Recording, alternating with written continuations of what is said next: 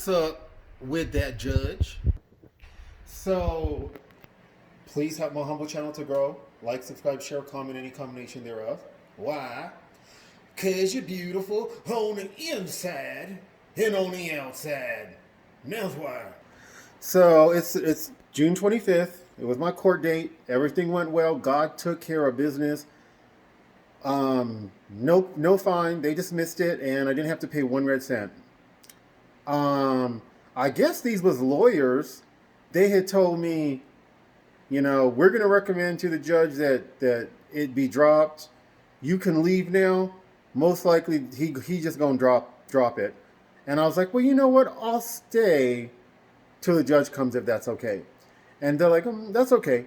So then, I guess a court clerk or somebody who works for the court says hi to me, then starts talking with them and tells them actually he really should stay because the judge is going to want to see him. I guess regardless of if you going to dismiss the case or not.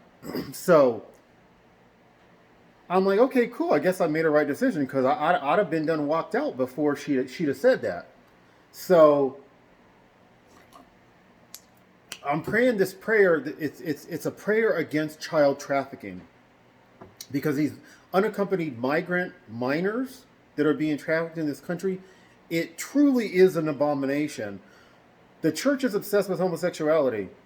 Okay, but these are still consenting adults they sinning. It is sin. I know I was sinning when I was doing that. But they still consenting adults. Child trafficking is a whole nother ball of wax. That is truly abomination that you cannot come back from. You are condemning yourself to hell if you participate in this.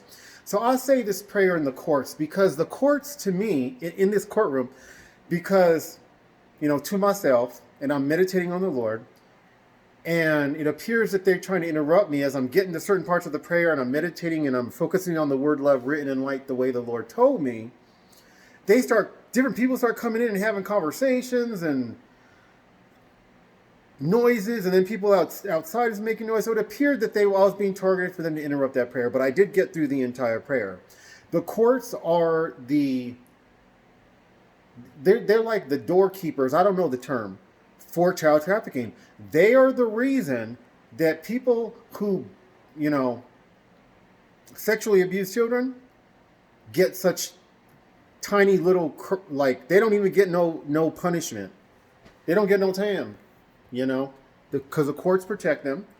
And teenagers, sometimes you get teenage girls who they know are being trafficked. They manage to stab their captor in the throat. He bleeds to death like a stuffed pig, the way he deserves. And they give these girls decades in prison. They're protecting child trafficking.